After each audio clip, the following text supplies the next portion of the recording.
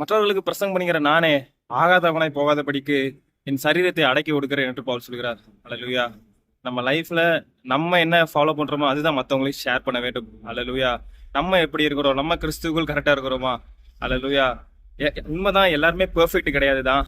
ஆனாலும் நாம் அவருடைய வசனத்தை அவர் எப்படி சொல்லுகிறாரோ அப்படி நம்ம லைஃப்ல நாம கடைபிடிக்க வேண்டும், அதை மற்றவங்களும் ஷேர் பண்ண வேண்டும். அல்லேலூயா. இப்படி கடைபிடிக்காம ஷேர் பண்ணீங்க அப்படின்னா அது நிலைச்சு நிக்காது. அது மட்டும் இல்ல, நீங்க ஒரு நாள் குற்றவாளியாக நிப்பீங்க. அல்லேலூயா. மற்றவங்க உங்களே சொல்லுவாங்க, நீங்க இப்படி இருக்கிறீங்க, நீங்களே மத்தவங்க கிட்ட வசனம் பேசுறீங்களே அப்படின்னு. அல்லேலூயா. அதனால தேவ பிள்ளைகளே, நாம ஃபர்ஸ்ட் கரெக்டா இருக்கணும். ஃபர்ஸ்ட் நம்ம பரலோகத்துக்கு போகணும், அதுதான் முக்கியம்.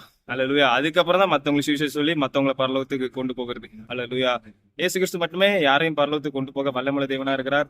அவருடைய ரத்தம் மட்டுமே நம்ம பாவங்களை கழுவி சுத்திகரிக்கும். அல்லேலூயா. எல்லாரும் பந்தய பொருளுக்கு ஓடுறவங்க, இந்த உலக பிரகாரமா ஓடுறவங்க ஒரு பந்தய பொருளை நோக்கி ஓடுறாங்க இல்லையா?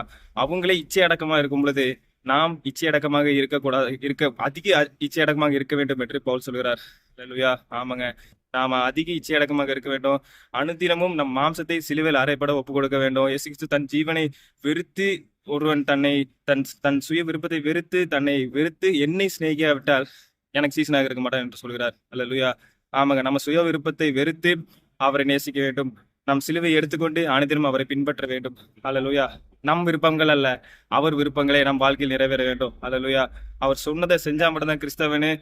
செலிப்ரேட் பண்றாங்கல்ல ஈஸ்டர் அப்படி இப்படின்ட்டு, செலிப்ரேட் பண்றவன் கிறிஸ்தவன் கிடையாது. அவர் சொன்னதை செய்கிறவன் மட்டுமே உண்மையான கிறிஸ்தவன். இவ்வளவு தூரம் அவர் தியாகம் செய்தும் அவர் சொன்னதை செய்யாமல் போனா நம் வாழ்க்கையில் என்ன லாபம்ங்க? அல்லேலூயா. அவர் சொன்னதை செய்யுங்க, விசுவாசிங்க, அனுதினமும் ஜெபம் பண்ணுங்க, அனுதினமும் அவர் வசனத்துல நடங்க. அப்பதான் பரலோகத்துக்கு போக முடியும். அல்லேலூயா. கர்த்தர் தாமே உங்களை ஆசீர்வதிப்பாராக.